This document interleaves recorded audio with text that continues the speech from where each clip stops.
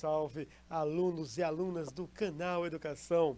Sejam todos muito bem-vindos, sejam todas muito bem-vindas a mais esta aula de Projeto de Vida. A aula de Projeto de Vida, aula magna de Projeto de Vida, aula das aulas, aula Nobel de Projeto de Vida. E eu agradeço imensamente, eu agradeço carinhosamente a participação, a audiência de tanta gente linda, maravilhosa, inteligente, competente do meu Piauí, do Brasil e do mundo inteiro. Salve, salve, alegria, alegria, Canavieira do Piauí, São Julião, Sussuapara. Muito, muito obrigado pela audiência, para Yasmin, para Jaqueline, para Patrícia Santos. Um abraço carinhoso ao meu amigo Santiago Portela, professor assistente. E sem perder tempo, sem perder tempo, sem perder tempo, porque tempo é, porque tempo é, porque tempo é conhecimento. E qual será, e qual será, e qual será, qual será, qual será, qual será, qual será a nossa temática de hoje? Os 4 pilares da educação. Aprender a ser. Estamos dando continuidade à nossa série de aulas sobre os pilares da educação. Hoje o foco é no pilar aprender a ser. Na próxima aula, aprender a conviver, aprender a viver juntos. Nossos objetivos, como de sempre, o primeiro é identificar quais são as aprendizagens fundamentais propostas pelos 4 pilares da educação da Unesco e como eles contribuem para o nosso projeto de vida, e compreender e aplicar os conhecimentos e práticas do pilar da educação, aprender a ser, além, é claro, das nossas atividades. E por falar em atividades, vamos juntos corrigir a tarefa que ficou para casa. Atenção, vem comigo. Consulplan 2010.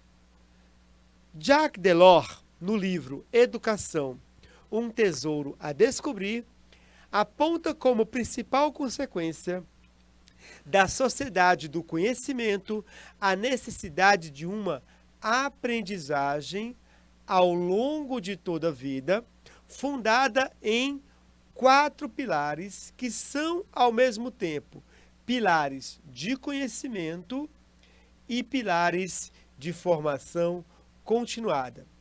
Esses pilares são espécies de bússola para nos orientar e para orientar rumo ao futuro da educação. A pergunta é: quais são os 4 pilares? Muito fácil, nem vamos perder tempo nesse item. Aprender a conhecer, aprender a fazer, aprender a viver juntos, aprender a ser. Há um bom tempo estamos, de certa forma, decorando quais são esses 4 pilares. E, claro, além de memorizar, estamos estudando cada um deles. Já estudamos sobre aprender a conhecer, sobre aprender a fazer, e agora estamos no aprender a ser. Próxima semana, aprender a viver juntos. O que está errado na letra B, C, D e E? Bom, a letra B fala em aprender a avaliar, aprender a superar, que não são pilares da educação da Unesco. A letra C fala também em aprender a avaliar, aprender a superar. Não existem esses 2 pilares. A letra D fala em aprender a avaliar, aprender a superar. Também não existem esses 2 pilares. E a letra E fala em aprender a lutar. Também não existe esse pilar. Para você que acertou, marcou a letra A, aquele 10. Com louvor! Maravilha, maravilha! Coisa linda, coisa bela! Pode comemorar! Segunda. Nos 4 pilares da educação, a Unesco reuniu alguns dos maiores luminares, ou seja, pensadores do mundo, e reuniu esses pensadores numa comissão chamada Comissão Internacional sobre Educação para o Século XXI. Essa comissão elaborou o relatório Educação, um Tesouro a Descobrir, e ela foi, de certa forma, a organização dessa comissão ficou a cargo do professor francês Jacques Delors. Nesse relatório, a comissão destacou quais são os 4 pilares, as aprendizagens fundamentais para o ser humano no século XXI. Já conhecemos: aprender a conhecer, aprender a fazer, aprender a viver juntos, aprender a ser. Diante do exposto, relacione os 4 pilares, as suas definições e depois marque a alternativa correta. Então vem comigo, olha só. O que é aprender a conhecer? Na aula em que estudamos esse pilar, nós aprendemos que aprender a conhecer é aprender saberes que permitem compreender o mundo. Ou seja, aprender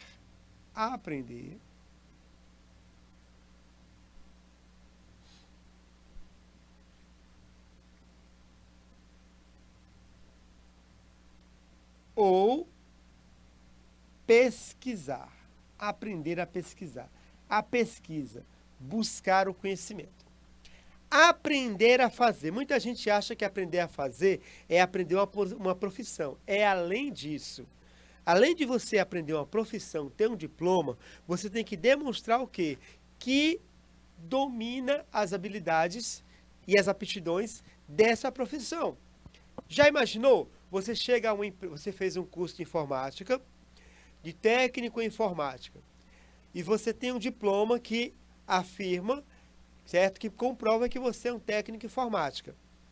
Uma empresa contrata você para técnico de informática e você, ao desempenhar a profissão, demonstra que não é um bom técnico em informática, que não tem as habilidades e aptidões necessárias para trabalhar naquela empresa.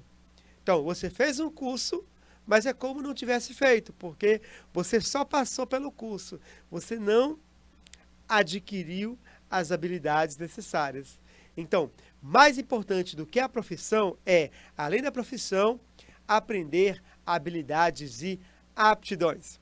Terceira, aprender a conviver, muito fácil, não é?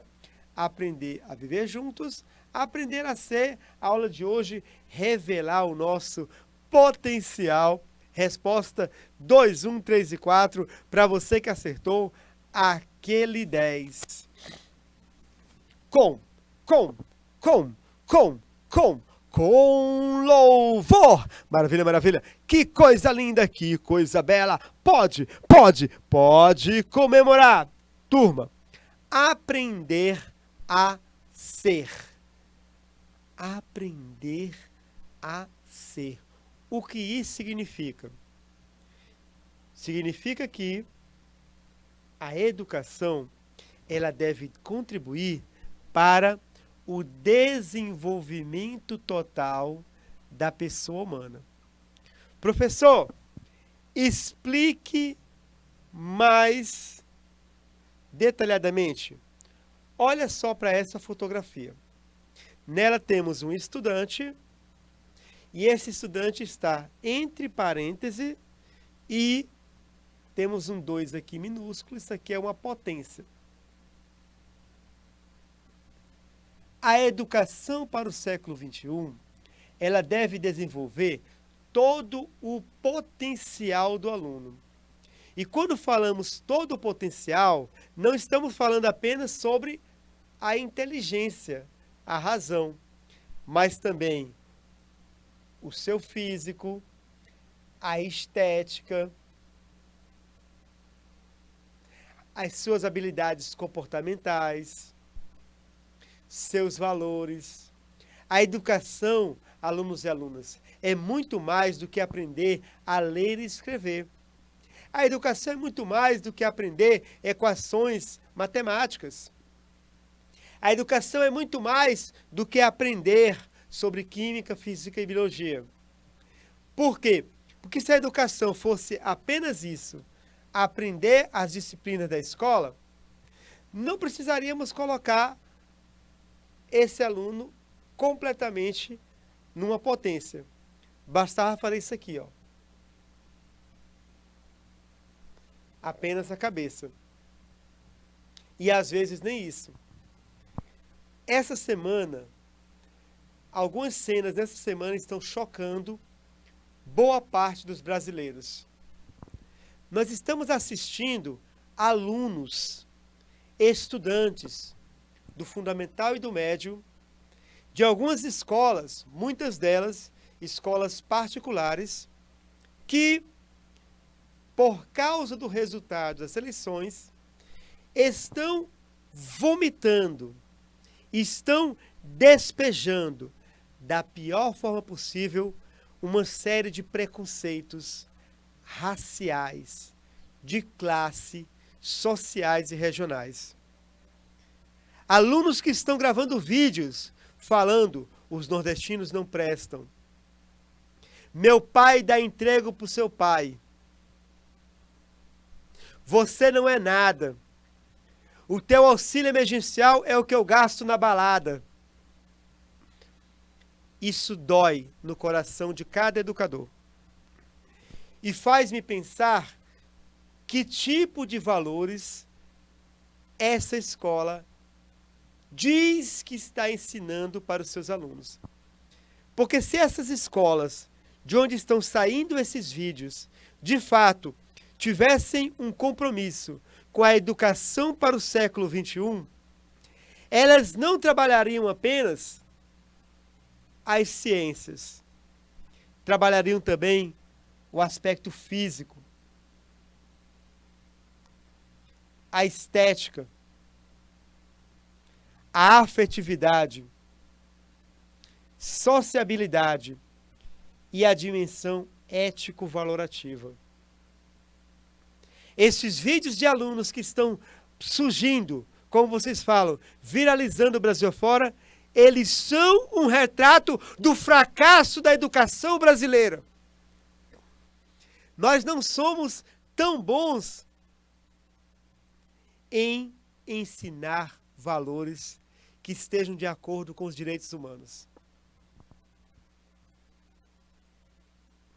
A educação, ela trabalha o corpo, coração, mente e espírito.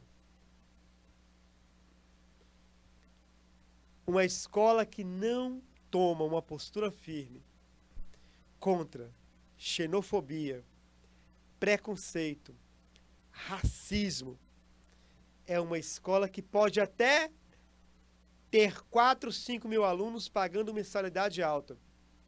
Laboratório com equipamentos de última geração. Lousas como essa, lousas digitais em cada sala. Data show. Pagar bem os profissionais. Técnico de seleção brasileira dirigindo vôlei ou basquete. Ela pode ser uma escola, sob esse ponto de vista externo, um sucesso. Mas ela é um fracasso.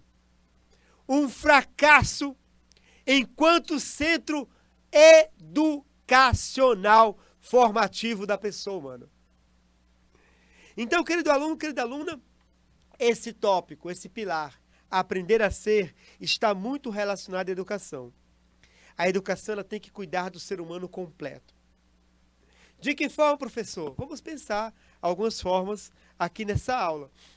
Uma dessas formas é nesse processo: mediação, problematização, formulação de juízos. Vem comigo, turma. O que é mediação? Muitas pessoas acham que o professor é o dono do conhecimento. Antigas escolas mais tradicionais, se você reparar bem, olha até para a sua escola. Algumas escolas onde eu dei aula, era muito interessante, a proposta educacional, ela aparecia na forma como a sala era organizada. Aí tinha, na sala, a cadeira dos alunos, as carteiras, todas em fila, horizontais e verticais, e onde fica a mesa do professor tinha uma espécie de altar. O professor ficava em cima de um pedestal. Por quê? Para demonstrar que era superior. Hoje não se fala mais no professor como o sujeito, o centro do processo de ensino-aprendizagem. Hoje, querido aluno, nós falamos que o professor é um mediador. E a minha função enquanto professor não é abrir a tua cabeça e jogar conhecimento nela, não é. A minha missão é criar condições de aprendizagem. E como eu posso criar condições de aprendizagem?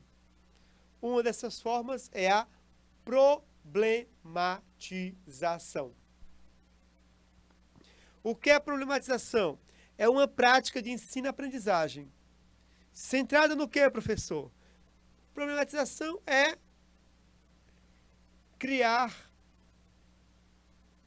ou propor, vou colocar propor. Propor uma situação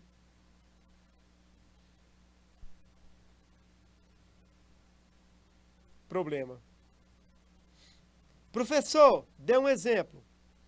Tranquilo, vem comigo. Vamos imaginar que você está nas suas aulas de sociologia e nesse bimestre vocês estão discutindo sobre direitos humanos.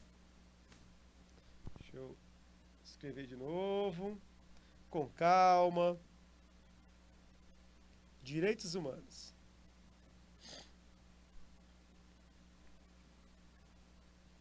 E nessa aula de hoje, nós falamos sobre família. Todo ser humano tem direito a uma família, tem direito a pertencer a uma entidade familiar.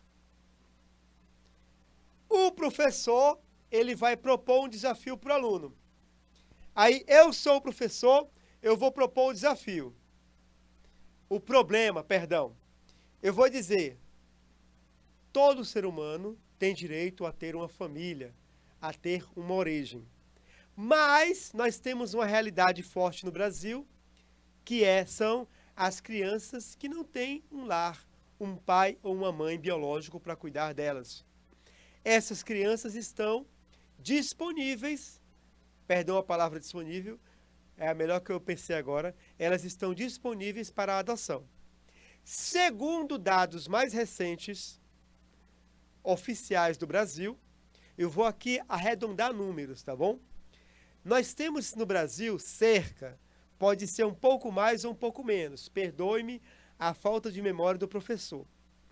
Nós temos no Brasil, aí eu vou jogar para vocês alunos o problema. Nós temos no Brasil 46 mil pessoas esperando uma doação, esperando para adotar.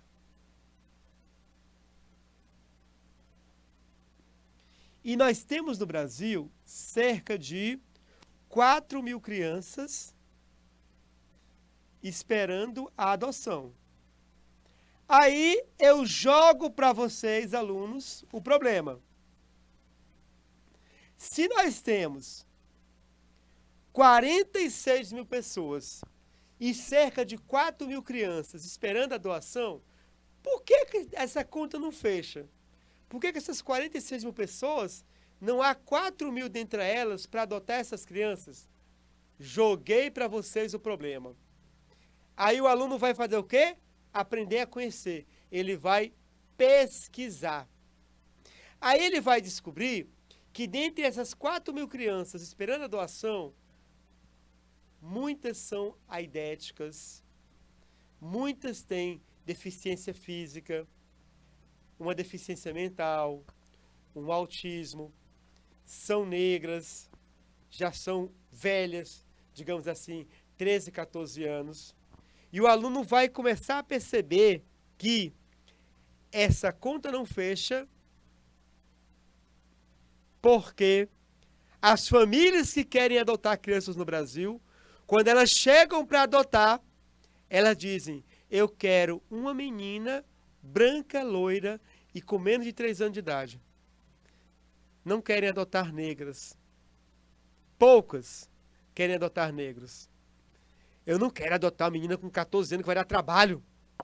Essa fase, adolescente, aborrecente, eu quero com 2 anos que eu quero trocar a fraldinha, quero que todo mundo diga, ai que favo de mel, ai que anjinho. Percebe, querido aluno? Percebe, querida aluna? Isso é problematizar. E por que problematizar? Para que o aluno consiga formular juízos, como esse que eu falei agora há pouco. A conta não fecha porque há algumas preferências. Querido aluno, querida aluna, nós temos 2 tipos de juízo que eu quero apresentar para vocês. O primeiro juízo é o juízo de fato. Opa, perdão.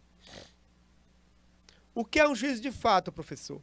Juízo de fato é uma opinião, digamos assim, um juízo que já está presente na informação. Por exemplo, eu olhei para uma moça e eu vi que ela é loira. Juízo de fato. Ela é loira. Não há como eu contestar essa informação. Eu estou vendo ela é loira. Ou eu disser, por exemplo, o Palmeiras é um clube de futebol da cidade de São Paulo. Ele é um clube de futebol da cidade de São Paulo. Essa informação, ela não pode ser contestada porque é um fato. É fato que o Palmeiras é um clube de futebol da cidade de São Paulo. Mas, além do juízo de fato, nós temos juízo de valor. E esse pilar da educação pede que a escola ajude os alunos a formularem juízos de valor, ou seja, pensamentos autônomos e críticos. Formular juízos de valor. Saber avaliar situações, saber criticar, saber comentar. O que é um juízo de valor? É uma avaliação que eu faço de coisas, pessoas, fatos, etc. Por exemplo, juízo de fato. O Palmeiras é um clube de futebol da cidade de São Paulo. Juízo de valor. O Palmeiras é o melhor clube de futebol do planeta. O Palmeiras ser o melhor clube de futebol do planeta não é um fato. É uma opinião minha. É o meu ponto de vista. O pessoal do Real Madrid na Europa vai dizer, não, o melhor time é o Real Madrid. O melhor time é o Barcelona. É o Flamengo. É o River do Piauí. São avaliações pessoais. Juízo de valor é isso. Então, o que esse pilar pede é que a escola ajude o aluno a que o aluno possa formular juízo de valor que tenham fundamentação no juízo de fato. O Palmeiras é um clube de futebol da cidade de São Paulo, aí vai minha avaliação, um clube vitorioso. Vamos fazer aqui um exercício sobre juízo de fato e juízo de valor. Vamos ver se vocês entenderam. Vem comigo, olha só. Em filosofia, 2 espécies de juízos podem ser emitidos pelos sujeitos. Juízo de fato, quando dizem o que são, o que as coisas são, como elas são e por que são. E os juízos de valor, quando dizem não o que é, mas como deveria ser, quando avaliam ações, acontecimentos, sentimentos e intenções. Então, olha só, eu vou ler 4 frases e nós vamos dizer se essa frase é um juízo de fato ou um juízo de valor. Vem comigo. O oxigênio é um elemento químico. Juízo de fato ou de valor? É de fato. É um elemento químico presente na tabela periódica.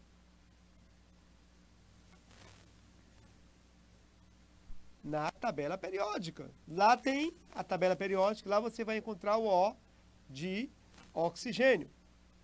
É um juízo de fato. 2. Eduarda é uma garota bela. É de fato ou de valor? É de valor. Mas, professor, ela é linda. Para você. Para você, ela é linda. Para outras pessoas, há outros tipos de beleza. Então, é uma opção. Se eu tivesse dito, Eduarda é uma garota, Se eu tivesse dito Eduarda é uma garota, seria de fato. Mas quando eu coloquei o objetivo bela, aí é uma avaliação minha. É um juízo de valor. Eu estou avaliando. Vamos lá. Vasco da Gama é um clube de futebol do Rio de Janeiro. É de fato ou de valor? É de fato. Vasco da Gama é um clube de futebol do Rio de Janeiro. Se não me engano, é do bairro de São Cristóvão. Da minha casa eu conseguia ver bem longe o estádio do Vasco da Gama. É um clube de futebol do Rio de Janeiro, é fato. Eu não posso contestar. Ah, não, o Vasco da Gama é de Campina Grande, não. Campina Grande tem o Botafogo, tem o Campinense. Não, o Vasco da Gama é um time lá de Belém, não. Belém tem o Remo, o Paysandu, a Tunaluso. Ele é do Rio de Janeiro. Vamos para a quarta frase. Mbappé é o melhor jogador de futebol da atualidade. Fato ou valor? Valor. É o meu ponto de vista, é uma avaliação minha. Mais recentemente, outro jogador recebeu a bola de ouro. Nem me recordo quem foi que recebeu a bola de ouro recentemente. Outras pessoas acham o Cristiano Ronaldo o melhor jogador do mundo. Outros acham que é o Messi. Alguns acham que é o Pikachu do Fortaleza. Ou o Vina do Ceará. É valor, é uma avaliação minha. O grande problema que envolve muitas brigas entre as pessoas é que as pessoas misturam fato e valor na hora da discussão. E aí, meu amigo, quando mistura juízo de fato, juízo de valor, a discussão não tem fim e a briga é quente. É quente mesmo, tá bom? Porque é muito complicado. Olha só, minha amiga aqui está colocando, a Yala colocando aqui, o vencedor da bola de ouro foi um francês, o Benzema, Karim Benzema, um francês, já estava na hora dele ganhar uma bola de ouro, né? Um grande artilheiro, ó, viu bem? Ele quem ganhou a bola de ouro. O fato é, ele é o melhor. Mas tem avaliações diferentes. Muito obrigado aqui pela participação, é o Karim Benzema, né? Então a resposta, não é? Juiz de fato, valor, fato e valor. Para você que acertou, aquele 10 por favor. Karim Benzema é um grande jogador. Grande mesmo. É uma pessoa... Olha, é o juiz de valor meu. Ele é fantástico. Turma, para encerrar nossa discussão, quais são os sujeitos do processo educativo, né? Então, turma, numa escola, todo mundo que atua na escola educa. Tudo e todos. No entanto, o ofício de ensinar, construir conhecimentos com os alunos, compartilhar informações, instruir, corrigir, apresentar caminhos e possibilidades, ele é desempenhado pelos professores. Primeiro sujeito do processo educativo, que vai auxiliar o aluno, mediar, facilitar o aluno rumo ao seu desenvolvimento pleno, é o professor. Mas, turma, ser professor não é fácil. Ser professor não é para qualquer um. É uma profissão muito difícil. Porque não é dar a opinião sobre os assuntos. É compartilhar conhecimento científico. E isso é muito exigente. O professor Marciano, para preparar uma aula de projeto de vida, ele demora um dia inteiro. É um processo demorado. Por quê? Porque começa com uma pesquisa. E mesmo após a pesquisa, eu separar o material da aula, eu verifico se as informações que eu coloco no slide, de fato, são corretas. Para preparar essas aulas sobre os 4 pilares da educação, eu estudei o documento Educação, um tesouro a descobrir da Unesco. O ofício de professor, gente, exige muito preparo, muita dedicação. Você precisa adquirir conhecimentos sólidos. Senão você vai falar bobagens.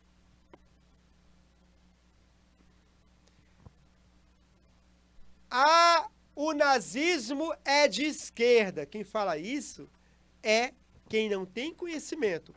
Nenhum professor ousa falar isso, porque o professor de história estudou o que é o nazismo, estudou as origens do movimento nazista, os principais opositores, as suas ações. Então, um professor de história honesto, ele, ao ensinar, nunca vai dizer que o nazismo é de esquerda, porque ele estudou. Quem vai dizer isso? Aquele youtuber que não estudou, que vai dar a opinião dele. Ah, tem o nome socialista de esquerda.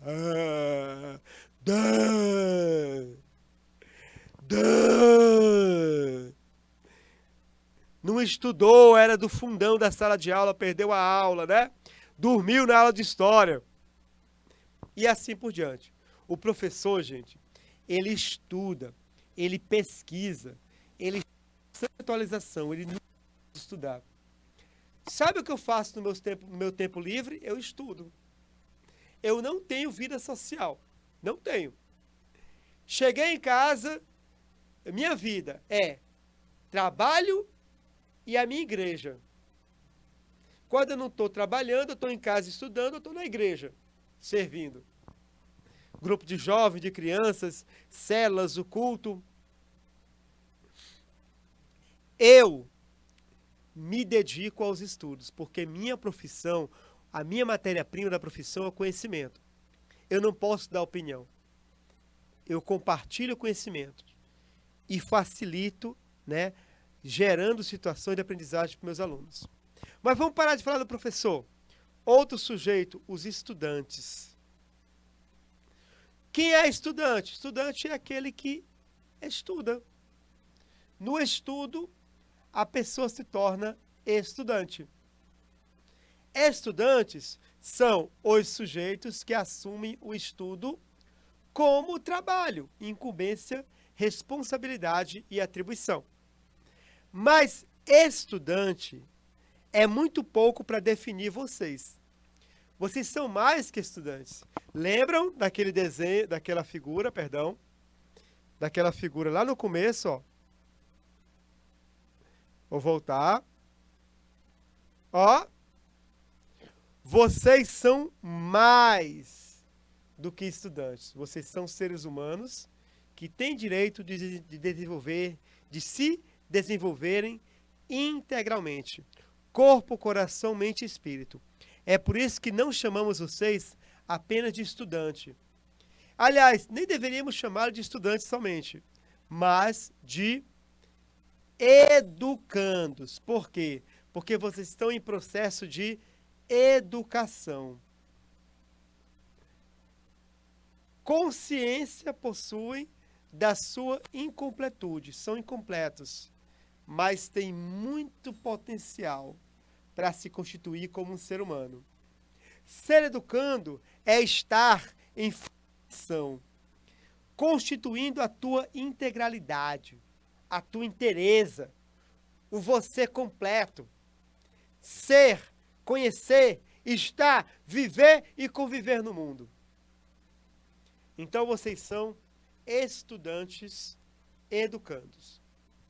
Sujeitos que assumem de modo simultâneo e complementar, primeiro o estudo.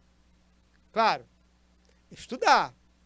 Livro, caderno, caneta, borracha, régua, lápis, mas também constituição como ser humano. E outra coisa importante que vocês nunca devem esquecer. Nesse processo educativo, o centro são vocês. Aqui está o conhecimento. Aqui está o professor. No centro, o estudante. Os protagonistas são vocês. Os sujeitos são vocês. Aprender a ser, buscar conhecimentos que vão fazer com que você, olha só que interessante, buscar conhecimentos que farão com que você, né, aprenda a aprender, a pesquisar, a ir atrás. Eu tenho uma sobrinha minha, ela está no 2º ano no Instituto Federal, né, do Piauí, a Escola Técnica do Federal do Piauí. Bom, aliás, não é sobre ela, é sobre uma ex-aluna minha. Uma aluna minha, do 9º ano, o ano passado, numa escola que eu dou aula em Teresina, ela foi aprovada no IFE, o Instituto Federal do Piauí, a Escola Técnica do Piauí, uma escola federal. E ontem, curiosamente, ela foi até a nossa escola para fazer uma visita e ela estava com a farda do IFPE. E eu perguntei para ela, né, então, como é que você está se sentindo na sua nova escola? Está muito bem e tal. Qual foi a sua maior dificuldade nesse início de curso, nesse primeiro ano? Ela falou, professor, no IFPE a gente tem que correr atrás do conhecimento. Por quê? O professor ensina na sala de aula muito bem. Ele propõe, né, as leituras ótimas, mas na hora da prova ele sempre exige mais. E se eu não for atrás, se eu não buscar, se eu não pesquisar, eu tiro a nota baixa. Percebem? Buscar, ir atrás do conhecimento, ser protagonista. O estudante, ele não é uma conta bancária onde vão ser depositados os conhecimentos. O estudante constrói o conhecimento. Então, querido aluno, nosso recado final, aprender a ser, é desenvolver a personalidade da pessoa humana, ó. Desenvolver a potencialidade de cada indivíduo. Memória, raciocínio, sentido estético, capacidade física, aptidão para comunicar-se. Aprender a ser é aprender a ter autonomia, discernimento e responsabilidade pessoal. Isso é aprender a ser, querido aluno. Aprender a ser, querido aluno, vem comigo. Olha só, vamos fazer algumas atividades. Primeira, ou melhor, a segunda, que a primeira foi aquela do juízo de fato, juízo de valor. Vamos lá. Jacques Delors inaugurou a teoria dos 4 pilares da educação. Ele organizou o documento no qual estão descritos os 4 pilares da educação, que são aprendizados considerados essenciais para que o ser humano se desenvolva cognitivamente e socialmente. A pergunta é, são pilares do conhecimento, exceto, então, desses 4, um deles não é pilar do conhecimento. Então, vamos lá. Vamos ver. Aprender a conhecer. Sim, aprender a conhecer é um pilar do conhecimento. Aprender a fazer. Sim, aprender a fazer, adquirir habilidades é um pilar do conhecimento. Aprender a viver individualmente, não. O pilar é aprender a viver juntos. Já identificamos qual é a alternativa errada, é a letra C. Não é aprender individualmente, é aprender juntos. Para você que acertou, 10, aquele 10 com louvor. Maravilha, maravilha. Coisa linda, coisa bela, pode comemorar. Vem comigo. A educação deve contribuir para o desenvolvimento total da pessoa. Espírito e corpo, inteligência, sensibilidade, sentido estético, responsabilidade pessoal e espiritualidade. Ela deve ter como objetivo revelar o potencial de cada um e contribuir para o seu desenvolvimento, preparando o ser humano para viver em sociedade, aprender a conviver. Afinal, a descoberta do outro passa pela descoberta de si mesmo. O texto está relacionado com um dos 4 pilares da educação. Qual? É o que nós aprendemos hoje, o aprender a ser. Porque aprender a ser é um compromisso com o desenvolvimento total e integral da pessoa humana. Para você que acertou, aquele 10 com louvor. Maravilha, maravilha. Coisa linda, coisa bela, pode comemorar. Turma, nossas referências da aula de hoje, se você quiser aprofundar a nossa temática, aqui temos a nossa revisão. Hoje nós aprendemos sobre o pilar aprender a ser, e que ele está relacionado ao desenvolvimento total e integral da pessoa humana. Espírito, corpo, inteligência, sensibilidade, sentido estético, enfim, a pessoa humana completa, não é? A gente fez até um desenho. Educação é isso aqui, ó. Desenvolver todo o potencial da pessoa humana. Na próxima aula, aprender a conviver, aprender juntos. Algumas dicas, vamos até recordar algumas aulas passadas em que falamos sobre relacionamento interpessoal, a importância da reciprocidade, do diálogo, da empatia, de tantos e tantos instrumentos para nós aprendermos a conviver juntos. Aquele abraço carinhoso, até a semana que vem. Salve, salve! E